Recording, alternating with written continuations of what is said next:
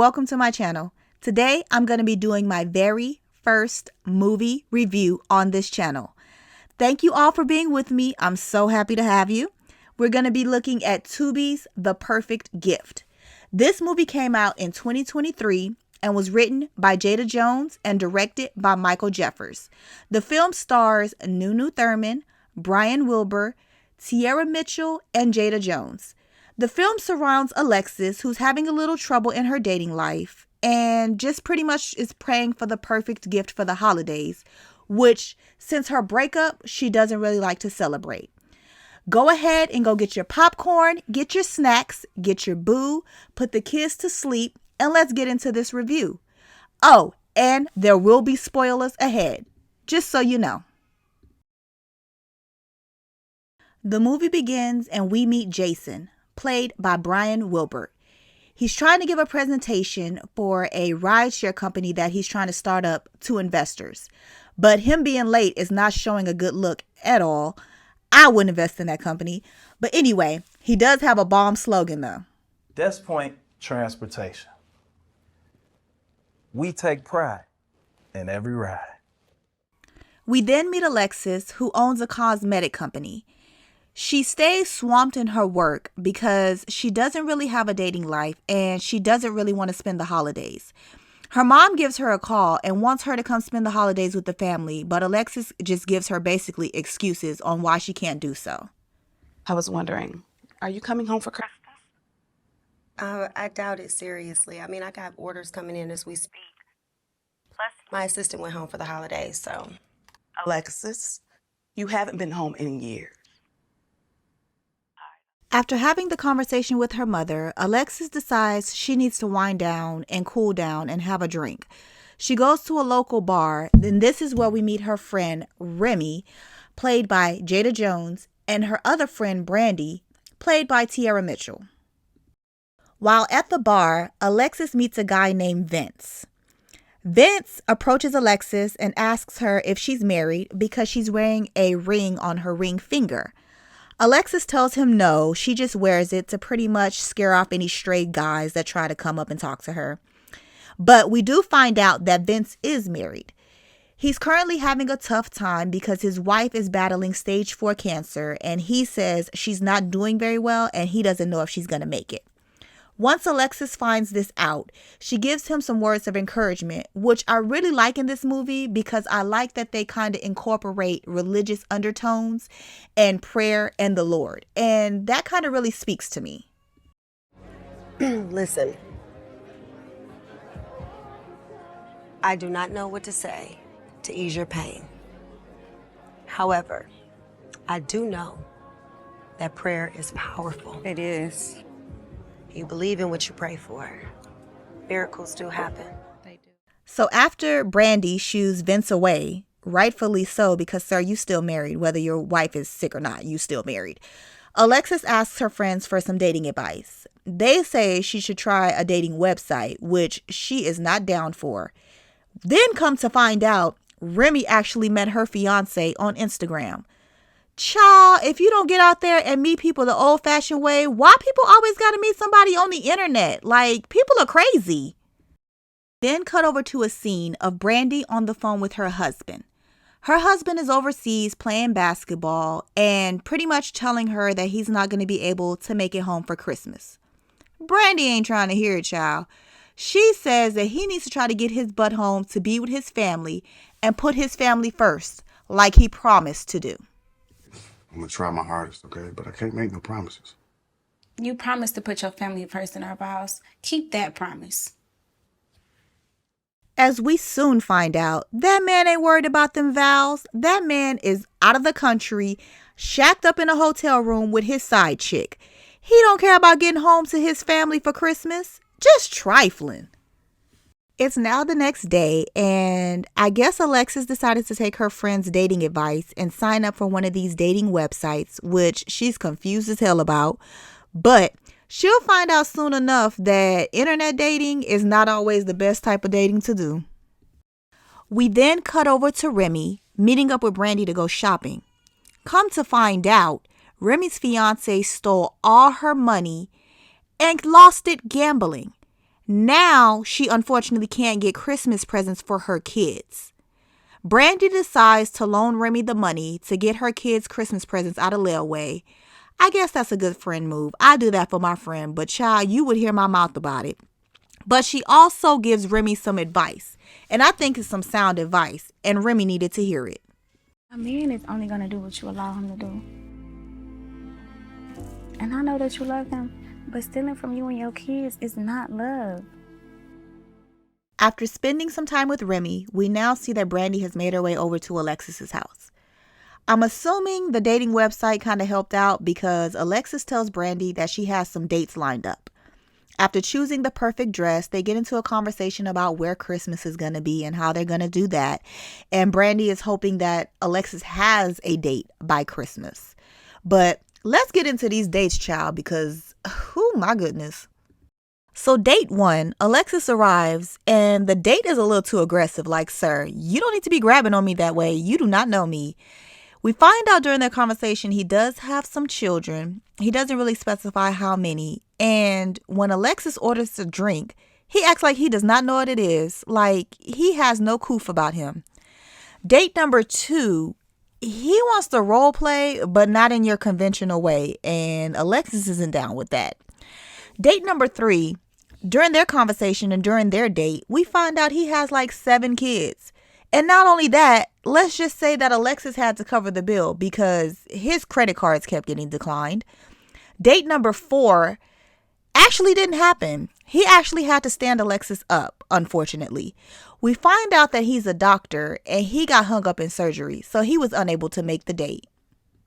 So after being stood up by the doctor, Alexis orders a ride share to come and pick her up from the bar. Just so happens the driver of the rideshare car is Jason, the guy we saw earlier in the movie who was doing a presentation on the rideshare company. He tries to start some small talk with Alexis, but she's giving him all kinds of attitude and she just cuts him off. She gets on the phone with her best friend Brandy and pretty much gives her the rundown on all of her dates and how they went. And Jason doesn't want to hear it. He doesn't want to hear how her dates went. He doesn't want to hear her conversation. So he decides to turn on the radio, which pretty much pisses Alexis off, as she had a few choice words for Jason. Okay, my apologies for being so rude. However, returning the same energy only shows me what type of man you are. And with that type of attitude, you will forever be a show. Honestly, I don't blame Jason. I would have matched the same energy she was given, which was rude. So she got rude back. But anyway, after going off on Jason and abruptly getting out of the vehicle, Alexis forgets her iPad and doesn't even realize it. So after dropping off Alexis, Jason goes to pick up his next passenger, which happens to be Remy, Alexis's friend. First thing she says when she gets in the car is, "Damn, you fine." But he's all right. He's just not my type.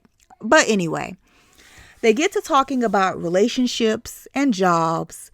And in this brief conversation, somewhere in Remy's mind, she feels like Jason and Alexis would be perfect for each other. Which, not knowing that they just whole got into it because Alexis was being rude. So we go back to Alexis and we see that she's getting ready for bed. But she can't get comfortable, so she gets down on her knees and begins to pray. And what she's praying for is the perfect gift. The perfect gift would be a God-fearing man. Kind-hearted, with drive and ambition. A respectful, smart, attractive, and generous man. The next morning, Alexis gets a knock at the door, and she's thinking it's the guy she prayed for the night before, but it's not. It's the doctor that actually stood her up the night before. She's a little creeped out and wondering how he even got her address. Like, how did you get my address? And why are you at my front door? Like, sir, I do not know you, so I completely agree with Alexis. He tells her that she gave him the address when he asked her if he could send her flowers. Anyway, he asked if he could come in because it's cold outside, and reluctantly, Alexis lets him in for a cup of coffee. We shoot back over to Jason, who's currently waiting on a passenger, And while he's waiting, he gets a phone call, I'm assuming it's from his ex, because he has a few choice words for her. Yeah, well, you should have thought about that before sneaking off to another country to be with another nigga. So we go back to Alexis's house, and she's having a conversation with the doctor, and he is a nerd, and I mean a nerd to the core. But shout outs to all my nerds, because my husband's actually a nerd, so I love y'all. But anyway, they're having a conversation about their exes, and Alexis brings up the fact that he's only been in one relationship. He says it's his high school sweetheart, and she brings up her ex, Derek, who she says was also her high school sweetheart. The doctor cuts the conversation short and then goes on a tangent about a random, useless fact. Anywho, do you know how many thoughts a human can have in 20 seconds? So after cutting the conversation short with the doctor, and rightfully so, Alexis gets another knock at the door, and she thinks this time it has to be the guy she prayed for. It has to be the perfect gift. But it's not. It's her family, and Alexis lets them know right off the bat that she is not happy. Now, Alexis's family, mainly her little sister and her aunt, can be a little bit rude. And I wouldn't want them type of people in my house, especially around the holidays either. But anyway, Alexis pulls her mother into the kitchen to have a talk with her like, why did y'all just pop up at my house? I know y'all my family and all, but really? And Alexis's mother lets her know that this is a time to celebrate. It's a time for Christmas. But the problem is also Alexis's mother's trying to push her to start her own family in her own relationship and have her own kids. And that's just something Alexis is not ready for right now. There's another knock at the door, and we see that it's Brandy and her kids. They're coming to celebrate the holidays with Alexis. And as Brandy greets everyone and says hello, we find out how Alexis's cousin has a little crush on Brandy and has had a crush on her since they were younger. While still in the kitchen talking to her mother, there's another knock at the door, and this time it's Remy and her kids. I guess everybody just coming over here for Christmas, child. Who she gonna have a house full? But anyway, they come in and Remy has the groceries because she's prepared to make Christmas dinner. While everyone is arriving, Alexis is in the kitchen feeling the pressure from her parents about starting a family. So she straight up lies to her mom and basically tells her that she is starting a family, which she's not even dating anybody. Pumpkin Pudding, don't you want to start a family of your own? Baby, enough. You know what? I have. Really?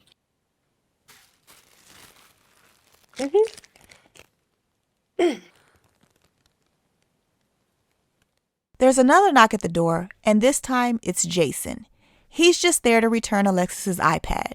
You know, the iPad she left in the car when she was being rude and got out all abruptly. Yeah, that iPad. So when Alexis finds out it's Jason at the door, she runs and jumps into his arms and begins to kiss him.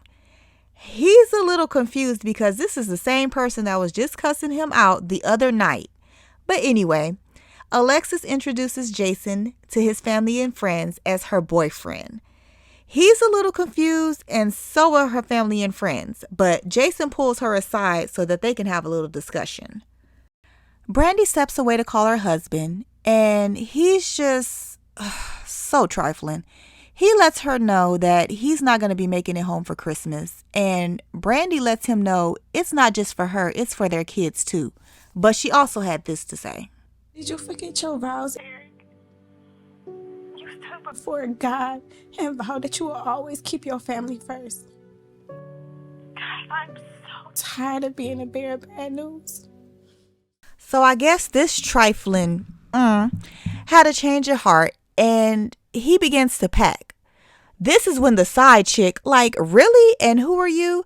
Gets mad and basically feels like he's leaving her alone on Christmas. Like, you're a side chick. You're not his family. His kids are more important than you. Like, get that through your head. The fact that you left your family to be there with him is your problem. So I applaud him for going home, but I don't applaud him for having a side chick and missing out on Christmas with his kids because of her.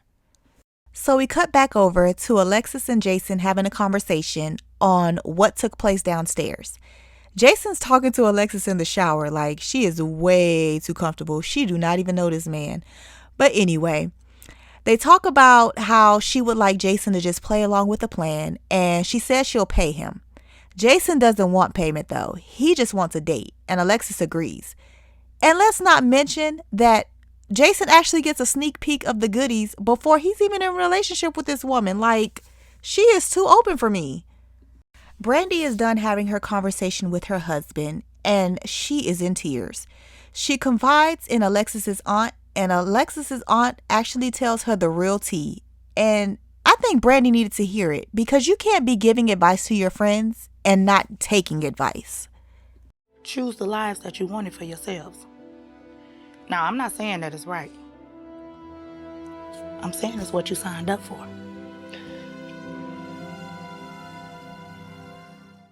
We then see Remy in the kitchen preparing Christmas dinner. Brandy comes in and they start having a conversation on just motherhood and how Remy is so strong. Girl, how have I not been paying attention this whole movie? Because I did not even realize Remy was pregnant. This is the first time she mentioned it in the whole movie. Like towards the end of the movie. It's like maybe 10-15 minutes left in the movie. But anyway, they have a heart-to-heart, and Remy explains to Brandy how she's able to be so strong. I remember every night getting on my knees praying for strength. Not even realizing that strength was something that I already had. What I was missing was faith.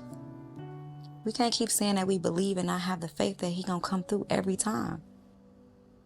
Luke chapter 7 verses 22 to 23. The blessings of heaven comes upon those who never lose faith in. So everyone sits down for Christmas dinner, and Alexis's family and friends pretty much start to grill Jason and Alexis on how they met. They basically know nothing about each other because they just met about a few hours ago, child. But anyway, they start to ask, if Jason wants kids, and Jason wants kids, not knowing Alexis doesn't even like kids. And when Alexis's aunt offers Jason some turkey, Alexis is going to give it to him, but Jason doesn't eat meat. And her family and friends are like, how do you not know that about him? Like, how would you not know the basic things? And they can't even get their story straight on how they met, where they met, or even what church they met in. What church do you guys go to? Oh, that's point. Like, terrible. How can y'all not even get your story together? Y'all should have got that together when she was in the shower and Jason wasn't trying to cop a look. But anyways, there are arguments at the table between Alexis and her sister and Remy and Alexis's sister. And Remy gives Alexis some good advice. You should have just said triumph. Everybody go to triumph. There's a knock at the door, and this time it's for Remy. It's her fiance, Dominic. I guess he's there to apologize to Remy for what he did as far as stealing her money and to bring the kids Christmas presents. But Remy wasn't having it. She let him put the gifts under the tree and then said, "We'll see you tomorrow. Maybe." After dinner, everyone is sitting around, and Alexis's mother pretty much lets Jason know their family tradition. And their tradition is not to give each other gifts, but to basically go around the room and let each other know what they've prayed for. I think that's pretty cool. Like, in this movie, I really do like that they do put God back in Christmas. Like, they do put the reason for the season back into the movie. Just as they're going around the room, Alexis was about to spill the beans on her little shady situation with Jason, when Jason turns to her and he says this. I asked him to lead me to a woman that was praying for me. Oh. To advance my ability to connect without a direct connection. To challenge, yet prepare me. Alexis is taken aback, but she tells Jason that he is who she prayed for. Basically, her perfect gift. She then whispers in his ear that they should make it feel real and go upstairs. Mind you, this woman just met this man a few hours ago, and she was just cussing him out a few days ago. But I guess it's a movie and you got to speed this thing along, so let's get to speeding because we only got maybe a few minutes left. As everyone is getting ready for bed, Brandy hears a noise downstairs and goes downstairs to see what it is, and she's ready to wreck shop on whoever it is. Turns out it's her husband playing Santa Claus, putting presents under the Christmas tree. She's so excited to see him. So it seems that if he got a private jet to fly him home so he can make it there for Christmas to be with his family. But does he really want to be there with his family? Remy's fiance Dominic is there, and he's trying to apologize for all his wrongdoings and everything he's done. But Remy's not ready to accept that apology. She pretty much tells him this. I prayed long and hard. And like always, God answered my prayers. Whether you came here tonight or not, my kids was gonna open gifts in the morning. I'm a mother with or without a habit. And from there, Remy is pretty much done. She gives Dominic his ring back.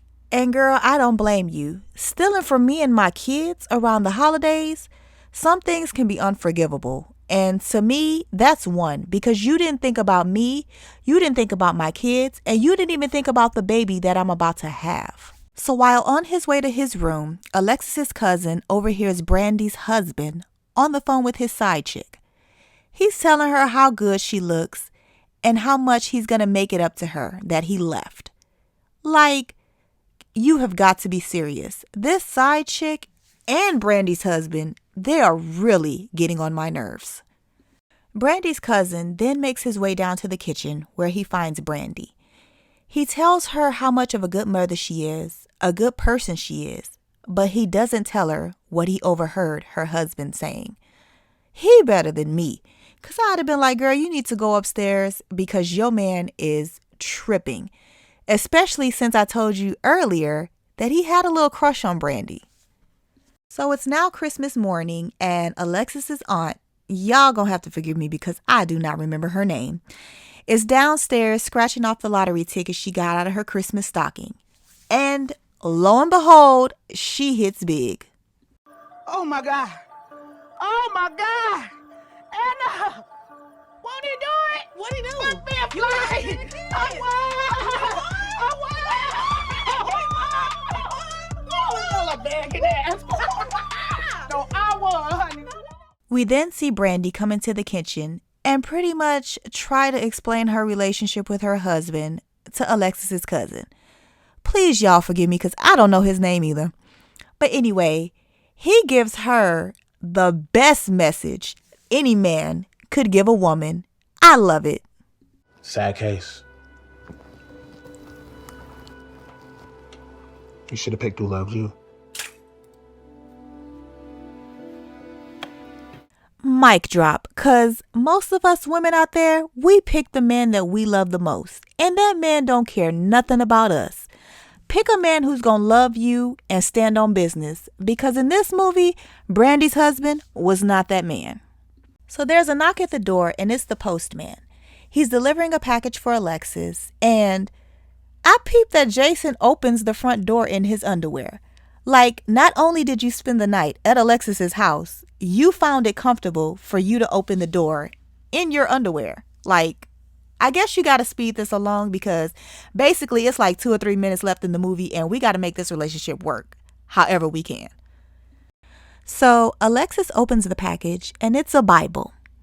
She reads the card and the person who sent the Bible is Vince, the guy she met at the bar earlier in the movie. Now, how everybody is getting her address, I do not know, but everybody is resourceful in this movie.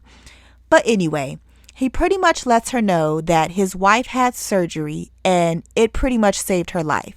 He was very grateful and thankful for Alexis's words, so he sent her the Bible. My wife made it through her surgery and is miraculously cancer-free.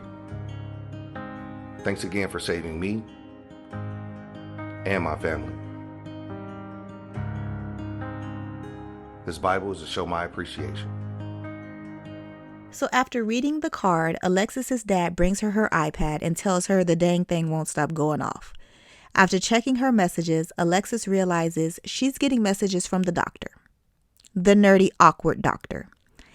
Anyway, he pretty much thanks her for the conversation and tells her how he saved a woman's life in surgery. You know, the surgery he stood her up for. Anyway, we find out that the woman that he saved was Vince's wife. The Vince that sent her the Bible and the Vince she met in the bar earlier in the movie. I know. It was me standing you up that gave you a change of heart. However, I saved a life that night. And a patient is cancer-free at home, enjoying the holidays with her family. So in the end, the movie comes full circle. And so that's basically the end of the movie. And here are my thoughts about it.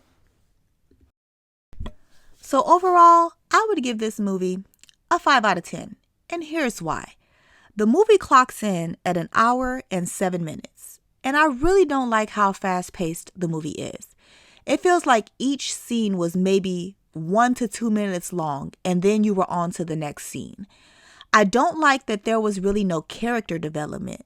I mean, we got little drama when it came to Brandy and Remy, but when it came to Jason, we really didn't even get a backstory on him, and we really didn't even know how he started.